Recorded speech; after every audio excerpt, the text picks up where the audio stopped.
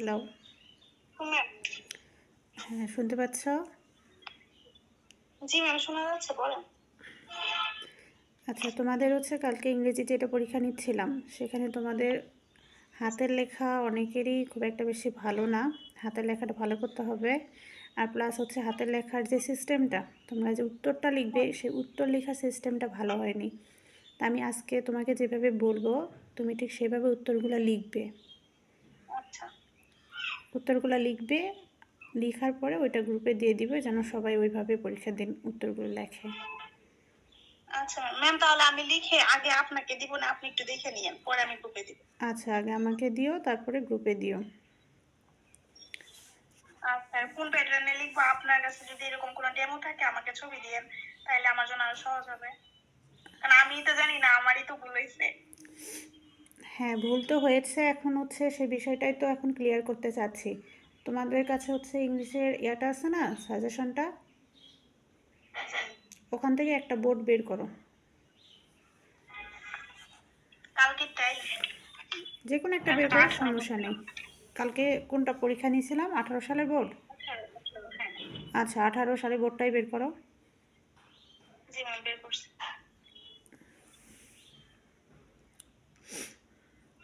ওখানে ফার্স্টে প্যাসেজ থেকে অ্যান্সার লিখতে হবে, তাই না? তো ওখানে ফার্স্টে যখন লেখা শুরু করবে, তোমাদের তো নাম এগুলো পরীক্ষা খাতায় লিখতেই হবে। লেখার পরে তোমরা ফার্স্টে 1 নম্বরে অ্যান্সার করবে, তখন লিখবে যে answer the question long 1, answer to the question long question number 1। একের এ করবে। তাহলে একের এ ব্র্যাকেটের ভিতরে এটা দিয়ে দিবে, দিয়ে নিচে আন্ডারলাইন করবে। আর এই যে answer to the question long 1 যেটা লিখতেছো, এটা সবসময় পেজের মাঝামাঝি অবস্থায় লিখবে, দেখতে যেন সুন্দর লাগে। এরপরে একটা আন্ডারলাইন করার পর একটু গ্যাপ দিয়ে অ্যান্সারগুলো লিখবে।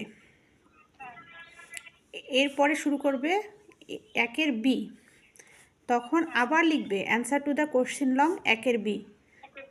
এরপর আবার আন্ডারলাইন করবে, একটু গ্যাপ রেখে উত্তরগুলো লিখবে। এখন একের বিতে তোমাদের মেইন আইডিয়া আর সাপোর্টিং আইডিয়া আছে, তাই না? তোমরা চাইলে ওটা বক্স করেও লিখতে পারো, যেমন একজনে দেখলাম বক্স করে লিখেছে। কার দেখলাম ওটা, একটু দেখি তোমাদের গ্রুপে।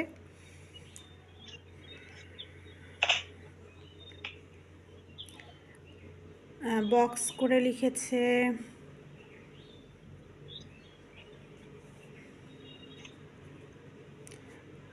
বক্স করে লিখেছে হচ্ছে বিথি লিখেছে বক্স করে মেইন আইডিয়া সাপোর্টিং আইডিয়া, ওইভাবে লিখলেও হবে। আর যদি বক্স করে না লিখো, তাহলে লিখবে যে মেইন আইডিয়া, লেখার পরে বিরাম চিহ্ন ইউজ করবে। হ্যাঁ, মেইন আইডিয়া লেখার পরে ওই লাইনটা ফাঁকা রাখবে, মানে গ্যাপ দিবে। এরপরে নিচের লাইনে চলে আসবে, নিচের লাইনে এসে সেন্টেন্সটা লিখবে।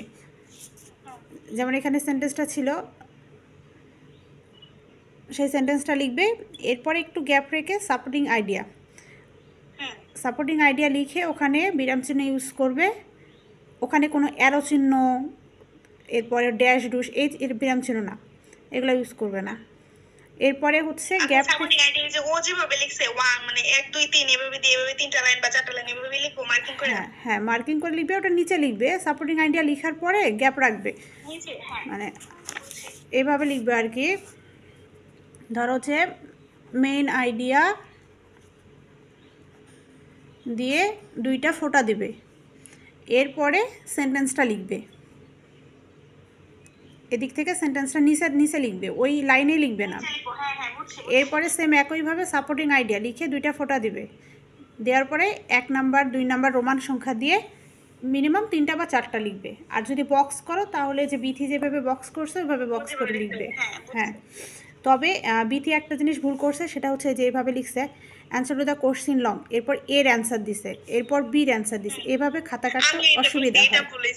হ্যাঁ, এভাবে খাতা কাটতে অসুবিধা হয়। সবসময় লেখাগুলো প্যারা করে লিখবে, যেন যে কোনো টিচার মনে করে যে না, এইভাবে অ্যান্সার করছে মানে এটা একটা প্রশ্ন উত্তর, এটা একটা প্রশ্নের উত্তর, ওইটা একটা প্রশ্নের উত্তর। এখন সবসময় তো একটা টিচার তোমাদের কোশ্চিনের সঙ্গে খাতা মিলাই দেখবে না, তখন দেখবে যে মার্কটা তোমাদের এলোমেলো হয়ে যায়। এখন এখানে যে বিথি লিখছে এ বি, এখন আমি অনেকগুলো খাতা কাটতেছি, ভাবো খাতা কাটতে কাটতে ভাবলাম মনে হয় এটা একেরই অ্যান্সার, তাহলে দেখবো যে একের তাহলে মার্ক কত, 5, তো সব মিলে 5 দিয়ে ফেলবো। তো এই জিনিসগুলো অনেক সময় ভুল হয়ে যায় টিচারদের, বুঝলা?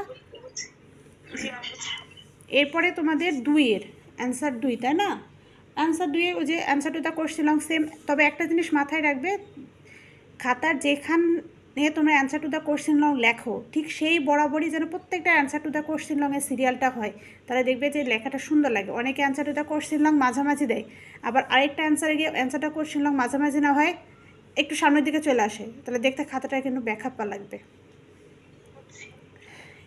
2 নম্বরে একের সিটা কিভাবে ওই যে মানে হ্যাঁ 5টা শব্দ থেকে ওইটা যে সিমিলার ওয়ার্ড লিখে পরে সেন্টেন্স লিখতে হয়। হ্যাঁ হ্যাঁ, একের সিতে যেটা, সেটা তো আমি সেদিন লাইভে নিয়েছিলাম, তারপরও হচ্ছে প্রবলেম ছিল একের সি। তারা আমি একটু দেখি, এই যে একের সি বিথি তুমি প্রায় সবারই যে সমস্যাটা, যেমন লিখছো একের সি, এখানেও কিন্তু answer to the question long C দিয়ে একটা নিচের দিকে টান দিতে হবে, এরপর ফাঁকা রেখে লিখতে হবে হার্মফুল। এখন এরপরে তোমরা আরও একটা তীর চিহ্ন দিছো, এই তীর চিহ্ন দেওয়া যাবে না, হার্মফুল লিখে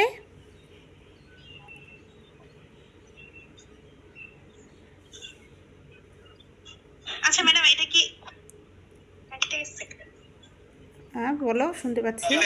এটা কি আরেকভাবে করা যায় যে মানে আমি যে একটা আনসার শিট ফলো করতাম ওটাতে ছিল এরকম ভাবে যে গিভেন ওয়ার্ড পরে যেটা চেঞ্জ করতে হবে ওটা হচ্ছে চেঞ্জিং ওয়ার্ড বা চেঞ্জেস ওয়ার্ড, পরে যেটা সেন্টেন্স লিখবো ওটা সেন্টেন্স, এইভাবে কি দেওয়া যায়? হ্যাঁ ওইভাবে দেওয়া যাবে,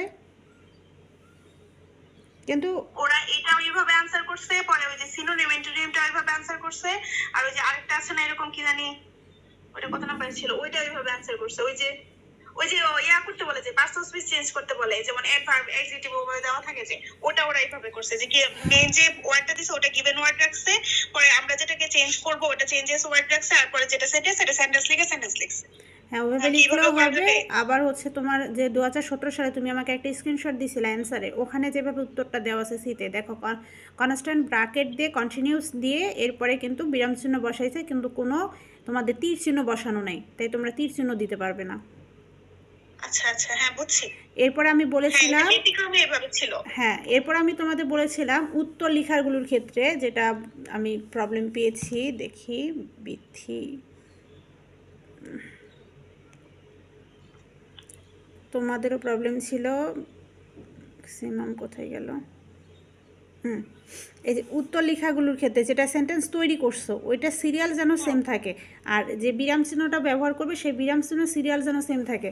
বিরাম চিহ্নটা এখানে একজন বিরাম চিহ্ন দিছো, আরেকবার বিরাম চিহ্ন আবার বামে, আরেকজন আবার ডানে, এইভাবে আঁকা বাঁকা বিরাম চিহ্নগুলো ইউজ করা যাবে না, মানে সিরিয়াল অনুযায়ী এখানে মানে পরের সেন্টেন্সেও এখানে ঠিক সেইভাবে সেন্টেন্সগুলো তৈরি করবে। যদি সেন্টেন্সটা তৈরি করার পরে সেন্টেন্সটা বড় মনে হয় তাহলে নিচের দিক থেকে লিখবে, কিন্তু ওই বিরাম চিহ্নের যেন বাহিরে চলে না যায়।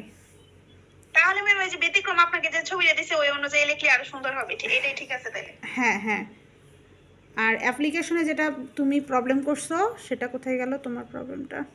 আমি ম্যাম এটা খেয়াল করছি না, আমি পরে আপনি বলে খেয়াল যে দুটো সমান সমান হয়ে গেছে। হ্যাঁ এই যে তুমি অ্যাপ্লিকেশনে কি করছো, এখানে ডেট আর answer to the question long দুইটা একসঙ্গে চলে আসছে, এটা উপরে দিতে হবে, এটা নিচে দিতে হবে। আর অ্যাপ্লিকেশনের ক্ষেত্রে যে দিক থেকে লাইনগুলো শুরু করবা ওই লাইনটা যেন সেম একই দিক থেকে হয়, যেমন তারিখ দিছো, যেমন যে 25শে ডিসেম্বর 2024, এখন 25-এর নিচেই যেন তোমার দা প্রিন্সিপাল হয়, এরপরে তোমার কলেজের নামটা হয়, এরপরে যেন সাবজেক্টটা হয়, এরপরে যেন স্যার হয়, এই যে জিনিসগুলো একটু সিরিয়াল করে লিখবে। ম্যাম 2 তো থাকবে অ্যাপ্লিকেশনে। ওটা আমি দেখে নিব, পরে তোমাদের ওটা জানাবো। আচ্ছা আচ্ছা আচ্ছা, ওই শিটটা আমার কাছে নেই, তো ওইটা হচ্ছে ক্লাস 10-এর একটা স্টুডেন্টের কাছে আছে। আচ্ছা এগুলাই তো আর কি। আর হচ্ছে বাকি তোমাদের একের এ বললাম, বি বললাম, সি বললাম, ডিতে সামারিটা চেষ্টা করবে একটা আলাদা পৃষ্ঠায় লিখতে, আচ্ছা মানে ওই পৃষ্ঠায় যেন শুধু সামারি থাকে। এরপরে হচ্ছে 2 নম্বরে কোনো সমস্যা নেই, answer to the question long 2 দিয়ে উত্তরগুলো লিখলেই হবে। এরপরে হচ্ছে 3-এ কি থাকবে, নোটিশ না? ওগুলো তো রিটেন পার্ট। হ্যাঁ, নোটিশ থাকবে, স্লোগান থাকবে, পোস্টারও থাকতে পারে, মেমো থাকতে পারে, অ্যাডভার্টাইজমেন্ট থাকতে পারে। তো এগুলোর জন্য আমি তোমাদের লাইভ ক্লাসে যে পেইড ব্যাচে যে ক্লাসগুলো ছিল ওখানে কিন্তু নিয়মগুলো লিখে দিয়েছিলাম, ঠিক আছে? আমি যে এখন করব, এখন কি আমি ওই রিটেন সহ করব? না, আমি বলি শোনো, আমি তোমাদের নিয়মগুলো লিখে দিয়েছিলাম না, জি জি জি। সেই নিয়ম অনুযায়ী ওই উত্তরগুলো তোমরা লিখবে। তো তোমাদের তো পরীক্ষা নিবই, আমি প্রত্যেকদিন পরীক্ষা নিচ্ছি না, তো যেদিন যেই বোর্ডে যেইটা আইটেম পাবে তার জন্য সেই আইটেমের উত্তরগুলো লিখবে। আজকে যদি সব লিখতে বলি তারা অনেক প্যারা হয়ে যাবে। বুঝছি, আজকে শুধু গ্রামার পার্টি থাকো, ওই কালকে যে পরীক্ষা দিয়েছে ওইটার উপরে আজকে আবার লিখি, তাহলে হবে। এরপরে হচ্ছে 3-4-এ কি আছে, প্যারাগ্রাফ। এগুলো সব প্যারাগ্রাফ, প্যারাগ্রাফ আছে, অ্যাপ্লিকেশন আছে, পরে হচ্ছে এসে। আপনি 7 থেকে আবার বলেন রিঅ্যারেঞ্জ, আচ্ছা, ওইটাও তো ওইভাবেই। হ্যাঁ বলি, তারপর শোনো, পোস্টারটা লিখছো, মনে করো পোস্টার আসছে 3-এ, পোস্টার লেখার পরে তুমি খাতায় একটু জায়গা আছে, এখন ওখান থেকে কেউ অ্যান্সার লেখা শুরু করে, প্যারাগ্রাফের জন্য অ্যান্সারটা তো করছিলাম, প্যারাগ্রাফটা লেখে, এটা ভুল করবে না। একটা উত্তরের জন্য একটা পৃষ্ঠায় ব্যবহার করবে, বা একটা পৃষ্ঠা ব্যবহার করার পরে আরও এক্সট্রা আসছে, পরের পৃষ্ঠায় গেছো, তাহলে ওই পরের পৃষ্ঠা অন্য কোনো উত্তর লেখার দরকার নেই, ওটা ওখান থেকে শেষ করে দিয়ে আবার অন্য পৃষ্ঠায় চলে যাবা। খাতার পৃষ্ঠা তো তোমাকে কিনে নিতে হচ্ছে না, কারণ তোমরা টাকা দিয়ে পরীক্ষা দিচ্ছ, তাহলে ওখানে কৃপণতা করার কোনো দরকার নেই। একটা কোশ্চেনের জায়গায় আরেকটা কোশ্চেনের উত্তর লিখবে না, আচ্ছা ঠিক প্রত্যেকটা রাইটিং পার্টের জন্য এটা বললাম। এরপরে হচ্ছে 7-এ রিয়ারেন্স, ওটাও যে জাস্ট সাজিয়ে লিখবে, প্রশ্ন লেখার দরকার নেই, শুধু উত্তর লিখলেই হবে। এরপরে 8-এ কি আছে, আর্টিকেল। ডাব্লিউএস কোশ্চেন, না ডাব্লিউএস আচ্ছা, কোশ্চেন। ডাব্লিউএস কোশ্চেনে প্রশ্ন লেখার দরকার নেই, উত্তরগুলো লিখবে, আর উত্তরগুলোতে অবশ্যই কিন্তু তোমাদের প্রশ্নবোধক চিহ্নটা ব্যবহার করতে হবে, নাহলে মার্ক পাবে না। পরে 9-এ আর্টিকেল, আর্টিকেল তো শুধু এম ডি এভাবে লিখে হ্যাঁ, রাখলেই হবে। আর্টিকেলে তোমাদের যেটা ভুল পেয়েছি সেটা হচ্ছে তোমরা আর্টিকেলে ওই দেখবে দাগ যে, নিচে হ্যাঁ ড্যাশ দেয় নাই এটা আমি। তোমাদের ছিল আর্টিকেলটা কি শূন্যস্থান ছিল, তাই না? তাহলে তোমাদের শূন্যস্থানের নিচে অবশ্যই কিন্তু দাগ চিহ্ন দিতে হবে, নিচে একটা ড্যাশ চিহ্ন দিবা, দার নিচে একটা দাগ, দার নিচে দাগ, এন এর নিচে দাগ, এর নিচে দাগ, এগুলো তো তোমরা 9-10-এও পড়ছো, যেগুলা হ্যাঁ এগুলো তো আগে ছিল। হ্যাঁ শূন্যস্থান থাকে সেখানে নিচে ড্যাশ চিহ্ন দিতে হয়। এরপরে কি থাকে 9-এর পরে? পরে write form verb. Write from ভার্বে যদি বক্স, তোমাদের ওটা তো ড্যাশ না, যদি ড্যাশ থাকে তাহলে নিচে অবশ্যই ড্যাশ চিহ্ন দিবা। না ড্যাশ না, ওই যে ব্র্যাকেটে একটা দেওয়া থাকে আর কি, ওয়ার্ডটা যে ওয়ার্ডটা ব্র্যাকেটে দেওয়া থাকে ওইটা শুধু চেঞ্জ করি। আর ছোট থেকে ওভাবেই শিখছিলাম যে নিচে একটা ড্যাশ দিয়ে হ্যাঁ দিলে ড্যাশ তাহলে দিবে, এটা রাইট ফ্রম ব্র্যাকেটে ভার্বে word। ড্যাশ দিবে, ড্যাশ দিবে। হ্যাঁ তাহলে ঠিকই আছে। এরপরে কোনটা আছে আইটেম? পরে পাঞ্চুয়েশন, পাঞ্চুয়েশন তো ওই যে যেভাবে লিখতে হয়, নরমালি হ্যাঁ আগে নর্মাল। যেভাবে। এরপরে এরপরে হচ্ছে ওই যে ওই ফলোইং ওয়ার্ড এস ডিরেক্ট, ওই যে অ্যাডভার্ব বলে দেয় নয়তো নাউন বলে দেয়, পরে হ্যাঁ। ওইটা দিয়ে একটা সেন্টেন্স করতে হয়। পরিবর্তন করা, আচ্ছা ওইটা একটু দেখি।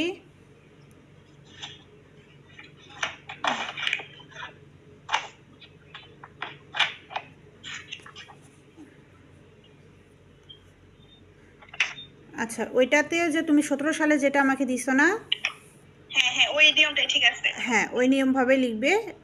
ওখানে ওই যে কোনো তীর চিহ্ন না, এখানে এটা ড্যাশ দেওয়া আছে, এরপরে কিন্তু লেখা আছে। তোমরা চাইলে ওই যে 3 নাম্বার আইটেমের মতো ব্র্যাকেট দিয়েও লিখতে পারো, কিন্তু যেহেতু এটা হচ্ছে চেঞ্জ করতে হবে তাই এখানে ড্যাশ চিহ্নতে বোঝানো হয়েছে যে এই ওয়ার্ড থেকে ওই ওয়ার্ডটা চেঞ্জ করছে। ওই ওয়ার্ডে আসছে। হ্যাঁ, আর 3 নাম্বার আইটেমে কিন্তু চেঞ্জ ছিল না, ওটাতে ছিল কি সেম ওয়ার্ডে আরেকটা জিনিস আনতে, যার কারণে ওখানে কিন্তু ব্র্যাকেট দিয়ে ব্যবহার করছিল যে এটার পরিবর্তন রূপ ওইটা, আর এটা পরিবর্তন বলছে একবার পুরো ওয়ার্ডটাই চেঞ্জ করে দিছে, ভার্ব থাকলে অ্যাডজেক্টিভ, অ্যাডজেক্টিভ থাকলে অ্যাডভার্ব, এরকম পরিবর্তন, তাই এখানে ড্যাশ চিহ্ন ইউজ করছে। আর দেখো ড্যাশগুলো দেখো, যে সিরিয়ালগুলো দেখো একটার নিচে একটা কত সুন্দরভাবে দেওয়া আছে, এলোমেলো না। হ্যাঁ, এবার তোমাদের ড্যাশগুলো সুন্দরভাবে এভাবেই দিবে সিরিয়াল অনুযায়ী, এলোমেলো করা যাবে না। তোমাদের হাতে লেখা যেমনই হোক, সিস্টেমটা যেন সুন্দর থাকে। এরপরে কত নম্বর আইটেম ছিল? এরপরে হচ্ছে ওই সিনোনিম অ্যান্টোনিম। ওদিকে ওই যে আপনি ওয়ার্ডটা দেওয়া থাকে ওই ওয়ার্ডটা দিয়ে পরে চেঞ্জিং ওয়ার্ড যেটা আসে অ্যান্টোনিম বা সিনোনিম যেটা বলে, দেন পরে সেন্টেন্স। হ্যাঁ সিনোনিম, কি ওভাবে লিখবো যে কোলন দিয়ে পরে সেন্টেন্সটা দিয়ে দিব। সিনোনিম অ্যান্টোনিম আর তোমার ওই যে 12-13 নাম্বার যেটা আইটেম ছিল, মানে একটু আগে যেটা বললাম, ওই দুটো একই, কারণ এটা সম্পূর্ণ পরিবর্তন করতে হয় না, এই কারণে ড্যাশ চিহ্ন। আচ্ছা, আর ট্রান্সলেশন তো জানোই, তো এই পর্যন্তই।